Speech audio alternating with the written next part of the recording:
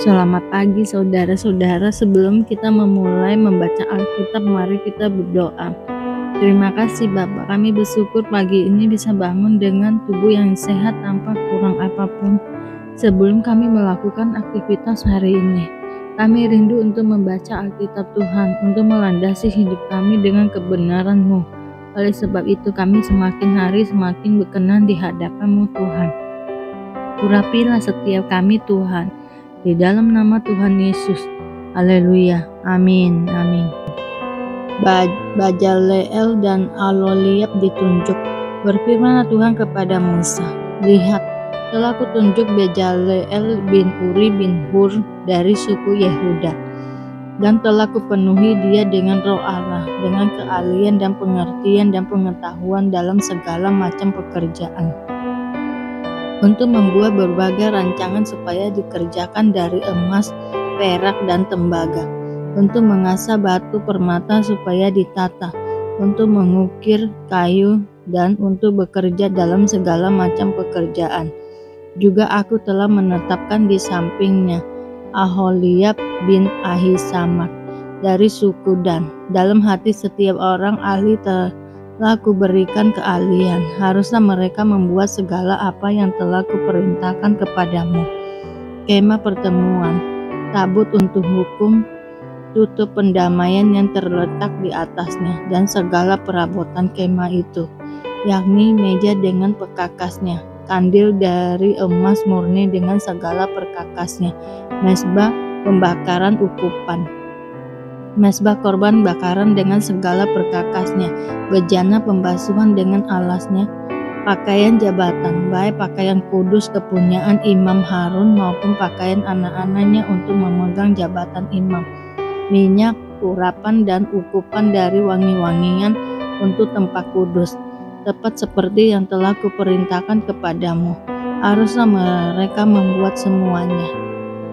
Peringatan untuk menguduskan hari Sabat. Berfirmanlah Tuhan kepada Musa, katakanlah kepada orang Israel demikian, akan tetapi hari-hari Sabatku harus kamu pelihara, sebab itulah peringatan antara aku dan kamu, turun-temurun, sehingga kamu mengetahui bahwa aku Tuhan yang menguduskan kamu.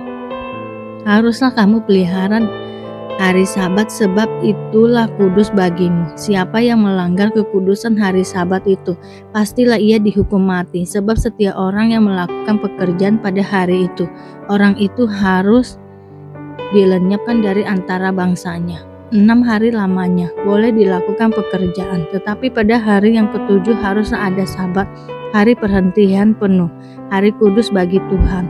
Setiap orang yang melakukan pekerjaan pada hari Sabat, pastilah ia dihukum mati.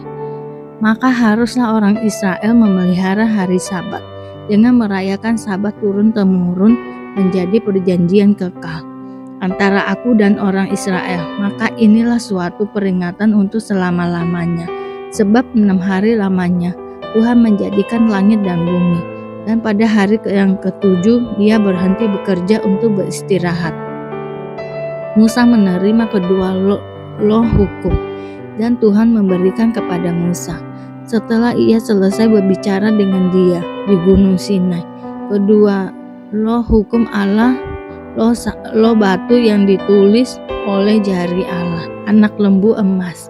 Ketika bangsa itu melihat bahwa Musa mengundur-undurkan turun dari gunung itu, maka berkumpullah mereka mengerumunin Harun dan berkata kepadanya, mari, buatlah untuk kami Allah yang akan berjalan di depan kami, sebab Musa ini, orang yang telah memimpin kami keluar dari tanah Mesir, kami tidak tahu apa yang telah terjadi dengan dia. Lalu berkatalah Harun kepada mereka, tanggalkanlah anting-anting emas yang ada pada telinga istrimu, anakmu laki-laki dan perempuan, dan bawalah semuanya kepadaku. Lalu seluruh bangsa itu menanggalkan anting-anting emas yang ada pada telinga mereka dan membawanya kepada Harun. Diterimanya lah itu dari tangan mereka, dibentuknya dengan pahat, dan dibuatnyalah daripadanya anak lembu tuangan. Kemudian berkatalah mereka, hai Israel, inilah Allahmu yang telah menuntun engkau keluar dari tanah Mesir. Ketika Harun melihat itu, Didirikannya lah mezbah di depan anak lembu itu. Berserulah Harun katanya, besok hari raya bagi Tuhan. Dan keesokan harinya pagi-pagi maka mereka mempersembahkan korban bakaran dan korban keselamatan. Sesudah itu duduklah bangsa itu untuk makan dan minum. Kemudian bangunlah mereka dan bersukaria. Berfirmanlah Tuhan kepada Musa, pergilah, turunlah sebab bangsamu yang kau pimpin keluar dari tanah Mesir telah rusak lakunya. Segera juga mereka menyimpang dari jalan yang kuperintahkan kepada mereka. Mereka telah membuat anak lembu tuangan dan kepadanya mereka sujud menyembah dan mempersembahkan korban sambil berkata, Hai Israel, inilah Allahmu yang telah menuntun engkau keluar dari tanah Mesir. Lagi firman Tuhan kepada Musa, telah kulihat bangsa ini dan sesungguhnya mereka adalah suatu bangsa yang tegar tengkuk. Oleh sebab itu biarkanlah aku, supaya murkaku bangkit terhadap mereka, dan aku akan membinasakan mereka, tetapi engkau akan kubuat menjadi bangsa yang besar.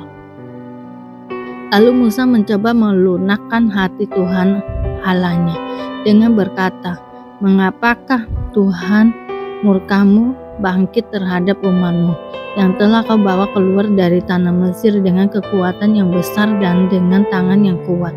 Mengapakah orang Mesir akan berkata, dia bawa mereka keluar dengan maksud menimpakan malapetaka kepada mereka dan membunuh mereka di gunung dan membinasakannya dari muka bumi. Berbaliklah dari mukamu yang bernyala-nyala itu dan menyesallah karena malapetaka yang hendak kau datangkan kepada umatmu. Ingatlah kepada Abraham, Ishak, dan Israel hamba-hambamu itu. Sebab kepada mereka, engkau telah bersumpah demi dirimu sendiri dengan berfirman kepada mereka, aku akan membuat keturunanmu sebanyak bintang di langit, dan seluruh negeri yang telah kujanjikan ini akan kuberikan kepada keturunanmu supaya dimiliknya untuk selama-lamanya. Dan menyesallah Tuhan karena malapetaka yang dirancangkannya atas umatnya. Setelah itu berpalinglah Musa, lalu turun dari gunung dengan kedua loh hukum Allah dalam tangannya. Loh yang tertulis pada kedua sisinya bertulis setelah menyembelih. Kedua loh itu ialah pekerjaan Allah dan tulisan itu ialah tulisan Allah ditukik pada loh itu. Ketika Yosua mendengar suara bangsa itu bersorak, berkatalah ia kepada Musa, ada bunyi sorak peperangan kedengaran di perkemahan.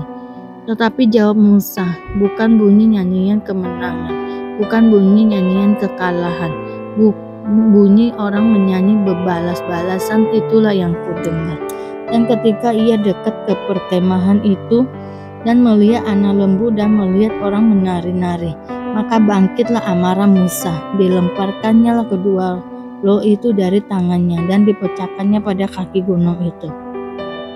Sesudah itu diambilnya lah anak lembu yang dibuat mereka itu, dibakarnya dengan api dan digilingnya sampai halus, kemudian ditaburkannya ke atas air dan disuruhnya diminum oleh orang Israel. Lalu berkatalah Musa kepada Harun, apakah yang dilakukan bangsa ini kepadamu sehingga engkau mendatangkan dosa yang sebesar itu kepada mereka? Tetapi jawab Harun, janganlah bangkit amarah tuanku. Engkau sendiri tahu bahwa bangsa ini jahat semata-mata. Mereka berkata kepadaku, buatlah untuk kami Allah yang akan berjalan di depan kami, sebab Musa ini orang yang telah memimpin kami keluar dari tanah Mesir. Kami tidak tahu apa yang telah terjadi dengan dia. Lalu aku berkata kepada mereka, siapa yang empunya emas haruslah menanggalkannya. Mereka memberikannya kepadaku dan aku melemparkannya ke dalam api, dan keluarlah anak lembu itu. Ketika Musa melihat bahwa bangsa itu seperti kuda terlepas dari kandang, sebab Harun telah melepaskannya sampai menjadi buah cemooh bagi lawan mereka, maka berdirilah Musa di pintu gerbang perkemahan itu serta berkata, siapa yang memihak kepada Tuhan, datanglah kepadaku. Lalu berkumpullah kepadanya seluruh Bani Lewi. Berkatalah ia kepada mereka, beginilah firman Tuhan Allah Israel, baiklah kamu masing-masing mengikatkan pedangnya pada pinggangnya, dan berjalanlah kian kemari melalui perkemahan itu dari pintu gerbang ke pintu gerbang. Dan biarlah masing-masing membunuh saudaranya dan temannya dan tetangganya. Bani Lewi melakukan seperti yang dikatakan Musa, dan pada hari itu tewaslah kira-kira 3.000 orang dari bangsa itu. Kemudian berkata Musa, baktikanlah dirimu mulai hari ini kepada Tuhan, masing-masing dengan membayarkan jiwa anaknya laki-laki dan saudaranya, yakni supaya kamu diberi berkat pada hari ini. Keesokannya harinya berkatalah Musa kepada bangsa itu, kamu ini telah berbuat dosa besar, tetapi sekarang aku akan naik menghadap Tuhan. Mungkin aku akan dapat mengadakan perdamaian karena dosamu itu. Lalu kembalilah Musa menghadap Tuhan dan berkata, bangsa ini telah berbuat dosa besar, sebab mereka telah membuat Allah emas bagi mereka. Tetapi sekarang kiranya engkau mengampuni dosa mereka itu, dan jika tidak, hapuskanlah kiranya namaku dari dalam kitab yang telah kau tulis. Tetapi Tuhan berfirman kepada Musa, siapa yang berdosa kepadaku, nama orang itulah yang akan kuhapuskan dari dalam kitabku. Tetapi pergilah sekarang, tuntunlah bangsa itu ke tempat yang telah kusebutkan kepadamu. Akan berjalan malaikatku di depanmu, tetapi pada hari pembalasanku itu aku akan membalaskan dosa mereka kepada mereka. Demikianlah Tuhan menulahi bangsa itu, karena mereka telah menyuruh membuat anak lembu buatan Harun itu. Musa meminta penyertaan Tuhan di gurun. Berfirmanlah Tuhan kepada Musa, pergilah, berjalanlah dari sini, engkau dan bangsa itu yang telah kau pimpin keluar dari tanah Mesir, ke negeri yang telah kujanjikan dengan sumpah kepada Abraham, Ishak dan Yakub. Demikian kepada keturunanmu lah akan kuberikan negeri itu. Aku akan mengutus seorang malaikat berjalan di depanmu, dan akan menghalau orang Kanaan, orang Amori, orang Het, orang Feris, orang Hewi, dan orang Yebus, yakni ke suatu negeri yang berlimpah susu dan madu. Sebab aku tidak akan berjalan di tengah-tengahmu, karena engkau ini bangsa yang tegar tengkuk, supaya aku jangan membinasakan engkau di jalan. Ketika bangsa itu mendengar ancaman yang mengerikan ini, berkabunglah mereka dan seorang pun tidak ada yang memakai perhiasannya. Berfirmanlah Tuhan kepada Musa, katakanlah kepada orang Israel, kamu ini bangsa yang tegar tengkuk. Jika aku berjalan di tengah-tengahmu sesaat pun, tentulah aku akan membinasakan kamu. Oleh sebab itu tanggalkanlah perhiasanmu, maka aku akan melihat apa yang akan kulakukan kepadamu. Demikianlah orang Israel tidak memakai perhiasan-perhiasan lagi sejak dari gunung Horeb. Sesudah itu Musa mengambil kemah dan membentangkannya di luar perkemahan, jauh dari perkemahan, dan menamainya kemah pertemuan. Setiap orang yang mencari Tuhan, keluarlah ia pergi ke kemah pertemuan yang di luar perkemahan. Apabila Musa keluar pergi ke kemah itu, bangunlah seluruh bangsa itu dan berdirilah mereka masing-masing di pintu kemahnya, dan mereka mengikuti Musa dengan matanya sampai ia masuk ke dalam kemah. Apabila Musa masuk ke dalam kemah itu, turunlah tiang awan dan berhenti di pintu kemah, dan berbicaralah Tuhan dengan Musa di sana. Setelah seluruh bangsa itu melihat bahwa tiang awan berhenti di pintu kemah, maka mereka bangun dan sujud menyembah masing-masing di pintu kemahnya. Dan Tuhan berbicara kepada Musa dengan berhadapan muka seperti seorang berbicara kepada temannya.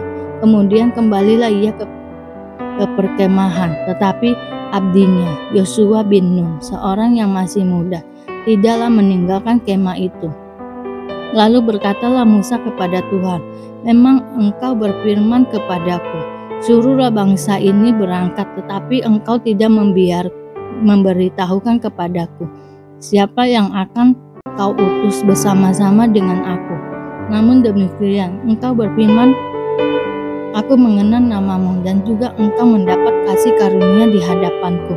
Maka sekarang, jika aku kiranya mendapat kasih karunia di hadapanmu, beritahukanlah kiranya jalanmu kepadaku, sehingga aku mengenal engkau, supaya aku tetap mendapat kasih karunia di hadapanmu. Ingatlah bahwa bangsa ini umatmu. Lalu ia berfirman, aku sendiri hendak membimbing engkau dan memberikan ketenteraman kepadamu. Berkata Berkatalah Musa kepadanya, "Jika engkau sendiri tidak membimbing kami, janganlah suruh kami berangkat dari sini. Dari manakah gerangan akan diketahui bahwa aku telah mendapat kasih karunia di hadapanmu, yakni aku dengan umatmu ini? Bukankah karena engkau berjalan bersama-sama dengan kami, sehingga aku dengan umatmu ini, dibedakan dari segala bangsa yang ada di muka bumi ini?" Berfirmanlah Tuhan kepada Musa, "Juga hal yang telah kau katakan ini akan kulakukan, karena engkau telah mendapat kasih karunia di hadapanku, dan aku mengenal engkau." Tetapi jawabnya, "Perlihatkanlah kiranya kemuliaanmu kepadaku." Tetapi firman-Nya, "Aku akan melewatkan segenap kegemilanganku dari depanmu dan menyerukan nama Tuhan di depanmu. Aku akan memberi kasih karunia kepada siapa yang kuberi kasih karunia, dan mengasihani supaya yang kukasihani." Lagi firman-Nya, "Engkau tidak tahan memandang wajahku, sebab tidak ada orang yang memandang aku dapat hidupnya." Berfirmanlah Tuhan, "Ada suatu tempat dekatku, di mana engkau dapat berdiri di atas gunung batu. Apabila kemuliaanku lewat, maka aku akan menempatkan engkau dalam lekuk gunung itu, dan aku akan menundungi engkau dengan tanganku, sampai aku berjalan lewat. Kemudian aku akan menarik tanganku, dan engkau akan melihat belakangku, tetapi wajahku tidak akan kelihatan." Orang lumpuh disembuhkan. Kemudian sesudah lewat beberapa hari, Yesus datang lagi ke Kapernaum. Tersiarlah kabar bahwa ia ada di rumah. Maka datanglah orang-orang berkerumun sehingga tidak ada lagi tempat, bahkan di muka pintu pun tidak. Sementara ia memberitakan firman kepada mereka, ada orang-orang datang membawa kepadanya seorang lumpuh digotong oleh 4 orang. Tetapi mereka tidak dapat membawanya kepadanya karena orang banyak itu. Lalu mereka membuka atap yang di atasnya. Sesudah terbuka, mereka menurunkan tilam tempat orang lumpuh itu terbaring. Ketika Yesus melihat imam mereka, berkatalah ia kepada orang lumpuh itu, "Hai anakku, dosamu sudah diampuni." Tetapi di situ ada juga duduk beberapa ahli Taurat. Mereka berpikir dalam hatinya, "Mengapa orang ini berkata begitu? Ia menghujat Allah. Siapa yang dapat mengampuni dosa selain daripada Allah sendiri?" Tetapi Yesus segera mengetahui dalam hatinya bahwa mereka berpikir demikian. Lalu ia berkata kepada mereka, "Mengapa kamu berpikir begitu dalam hatimu? Manakah lebih mudah mengatakan kepada orang lumpuh ini, 'Dosamu sudah diampuni,' atau mengatakan, 'Bangunlah, angkatlah tilammu dan berjalan'? Tetapi supaya kamu tahu bahwa di dunia ini Anak Manusia berkuasa mengampuni dosa." Berkatalah ia kepada orang lumpuh itu, "Kepadamu kukatakan, bangunlah, angkatlah tempat tidurmu dan pulanglah ke rumahmu." Dan orang itu pun bangun, segera mengangkat tempat tidurnya dan pergi keluar di hadapan orang-orang itu, sehingga mereka semua takjub lalu memuliakan Allah. Katanya, "Yang begini belum pernah kita lihat." Lewi pemungut cukai mengikut Yesus. Sesudah itu Yesus pergi lagi ke panti danau, dan seluruh orang banyak datang kepadanya, lalu ia mengajar mereka. Kemudian ketika ia berjalan lewat di situ, ia melihat Lewi anak Alfeus duduk di rumah cukai. Lalu ia berkata kepadanya, "Ikutlah aku." Maka berdirilah Lewi lalu mengikuti dia. Kemudian ketika Yesus makan di rumah orang itu, banyak pemungut cukai dan orang berdosa makan bersama-sama dengan dia dan murid-muridnya, sebab banyak orang yang mengikuti dia. Pada waktu ahli-ahli Taurat dari golongan Farisi melihat bahwa ia makan dengan pemungut cukai dan orang berdosa itu, berkatalah mereka kepada murid-muridnya, "Mengapa ia makan bersama-sama dengan pemungut cukai dan orang berdosa?" Yesus mendengarkannya dan berkata kepada mereka, "Bukan orang sehat yang memerlukan tabib, tetapi orang sakit. Aku datang bukan untuk memanggil orang benar, melainkan orang berdosa, hal berpuasa." Pada suatu kali ketika murid-murid Yohanes dan orang-orang Farisi sedang berpuasa, datanglah orang-orang dan mengatakan kepada Yesus, "Mengapa murid-murid Yohanes dan murid-murid orang Farisi berpuasa, tetapi murid-muridmu tidak?" Jawab Yesus kepada mereka, Dapatkah sahabat-sahabat mempelai laki-laki berpuasa sedang mempelai itu bersama mereka? Selama mempelai itu bersama mereka, mereka tidak dapat berpuasa. Tetapi waktunya akan datang, mempelai itu diambil dari mereka, dan pada waktu itulah mereka akan berpuasa.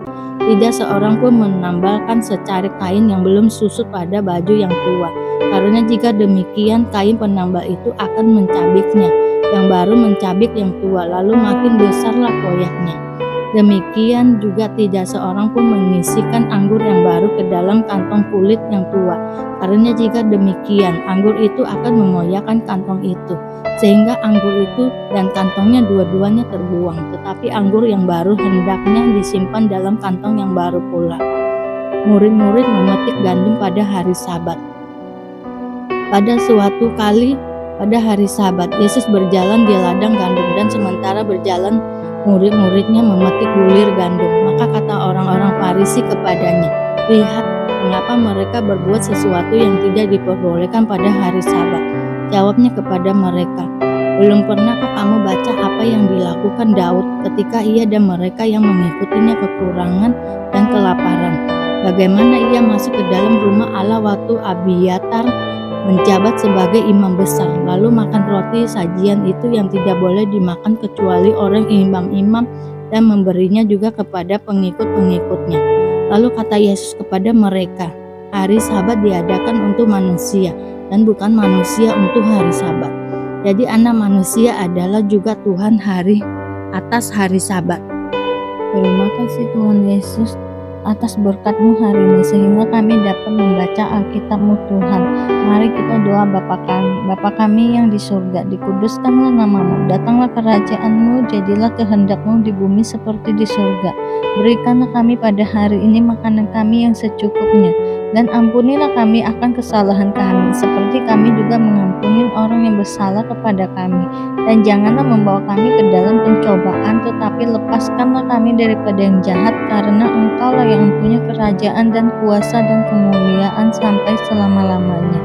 Terima kasih Bapa. Kami selalu bersyukur atas apapun Tuhan berikan hidup kami.